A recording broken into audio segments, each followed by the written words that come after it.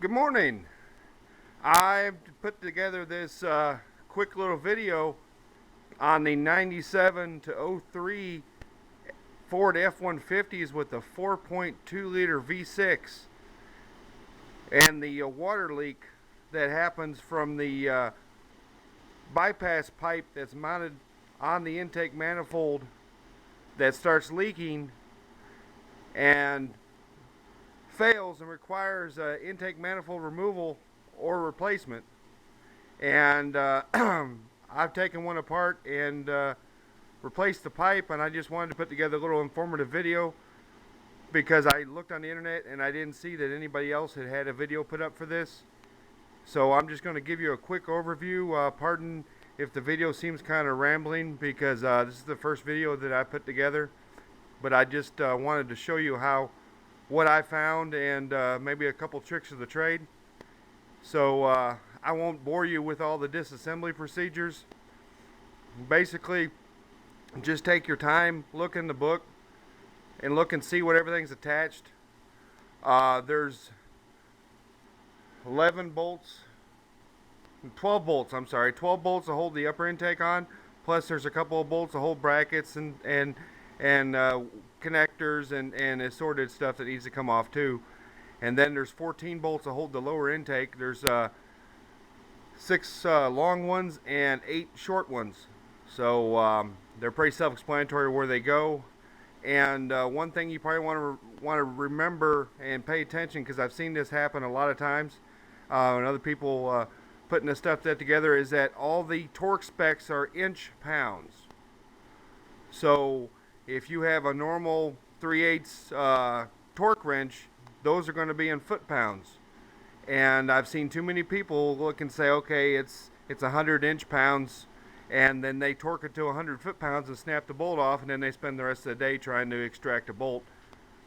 And they just don't need a whole lot of torque with these newer style gaskets. And the small bolts that hold them on there, it's really amazing sometimes. But of course, that's also caused issues. If you want to think back to the Vortex Chevrolet in the late 90s, they had a very small spec on their intake manifold gaskets too, and in doing so, the gaskets seemed to fail on a regular basis. In fact, it was a normal thing if you bought a used 5.7 or 5 liter Vortex, that you were probably going to go ahead and pick up some intake gaskets on your way home, because more than likely you're going to be changing them sometime really soon. But I heard that they have a metal impregnated one now that's supposed to last a little bit longer, but I don't know if it does or not. But basically, I'm going to give you an overview of what's going on. First thing is, here's the this is the lower intake manifold, and as you can see, it's got the ports, because it's got a split port type system that opens up after a certain RPM to kind of give more of a airflow to make it a little more powerful. Of course, by today's standards, it isn't powerful at all. But one thing I noticed when I had the intake off, that if you look and see where my finger's at, there's a, I'll see if I can zoom in a little bit maybe, and that right there is the EGR port, where the EGR exhaust is allowed into the intake manifold. And these first 1, 2, 3, and this one was partially, were plugged. These were all plugged. And of course these two were open because the gas flows from this valve here all the way through and comes out all these ports, and then of course as it plugs the first ones up, it's just going to keep coming back. And eventually what will happen is if more of them get plugged up, it'll set a check engine light, because it's not going to notice enough flow, EGR flow. So this is one of those things, while you have the intake off, even if you're just taking the upper intake off for whatever reason, clean those. It'll save you a lot of trouble. I didn't take the EGR valve off and actually clean everything out. All I did was I just stuck a screwdriver into the holes and then took an air blow gun and blew it all out, because I didn't have a gasket to put this back on, and it's one of those things that I just wanted to get this job done. Same thing is, I didn't take this off and change the thermostat gasket because it wasn't leaking. Somebody else had already changed it. You can see that it's got a bunch of RTV on it, but I didn't want to mess with any more than what needed to be messed with because I'm just doing this for a friend. So it's not a paying job. So it's one of those things that he didn't want to spend any more money on this truck than he wanted to because it's just a back and forth to work truck.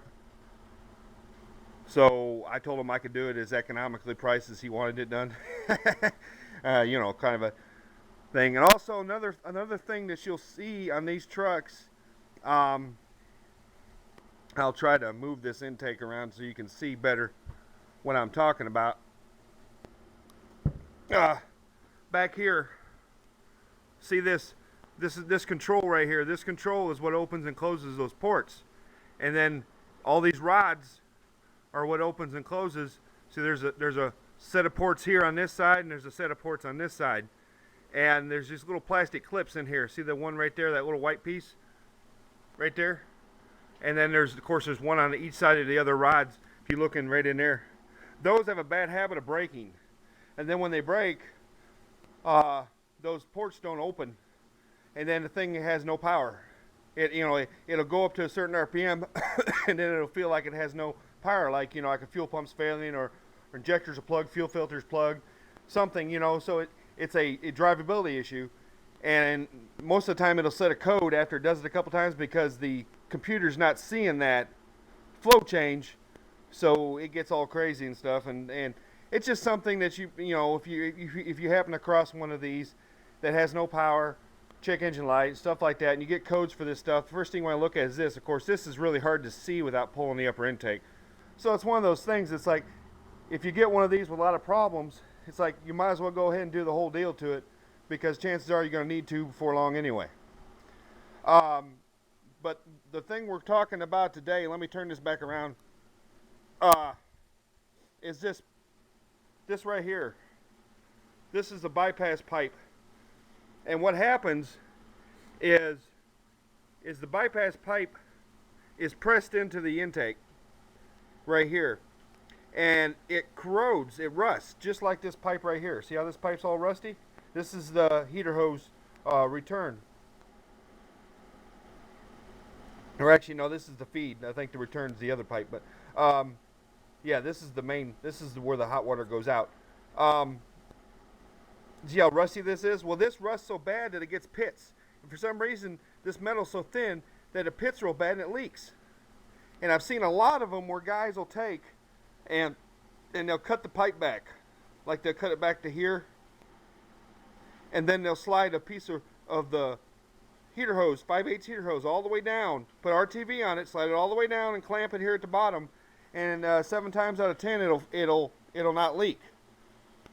But in this case, on this truck, somebody had done that, and it still leaked. Because I looked at it and said, oh, somebody had already tried to put the pipe on there. I said, well, we're going to have to change the pipe.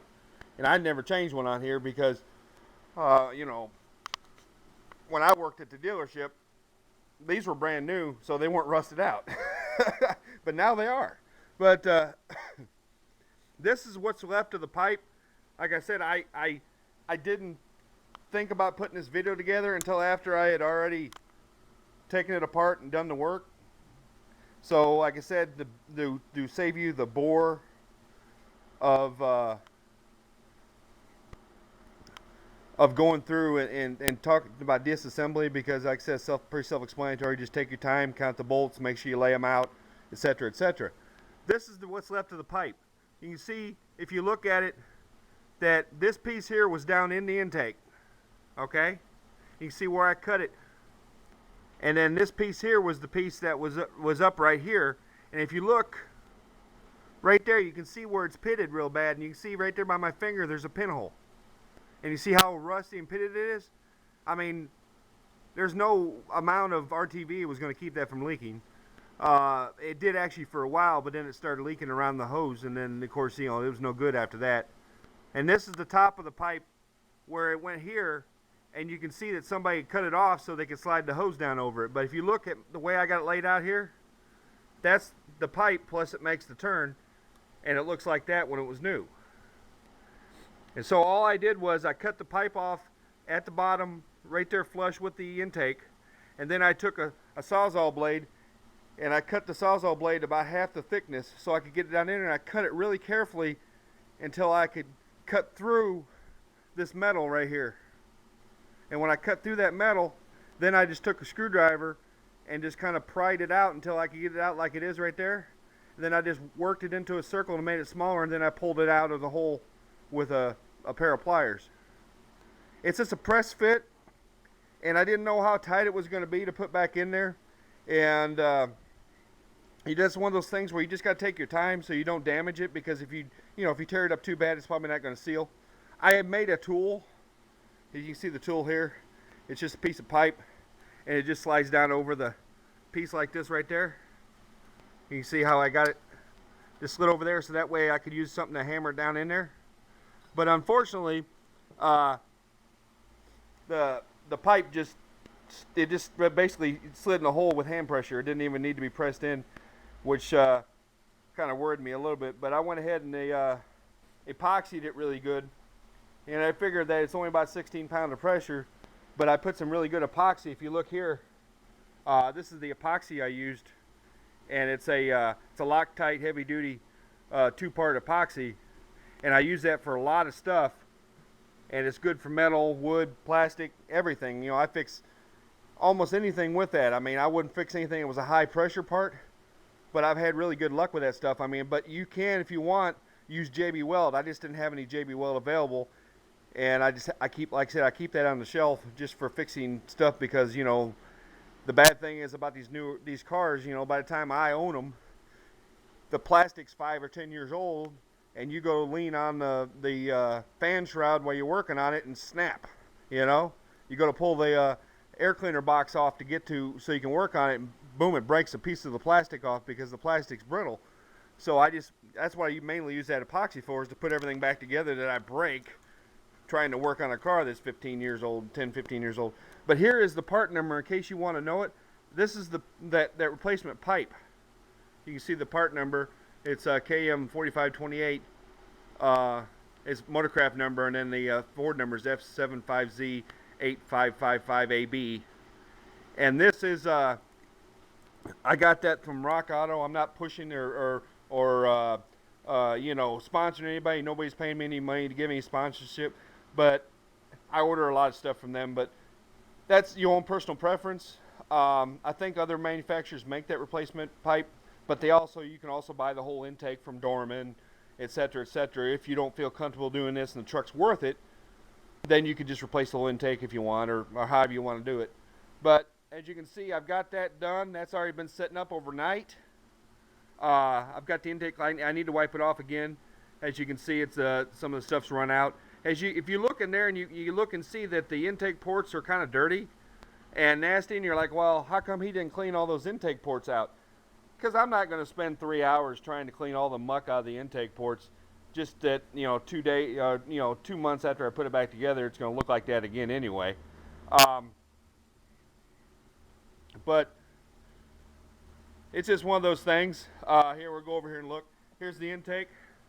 I've got it upside down, and I got it clean and ready to go back on. But what I'm going to do is, after I get it running again, I'm going to use some of this stuff right here and go ahead and clean the intake system.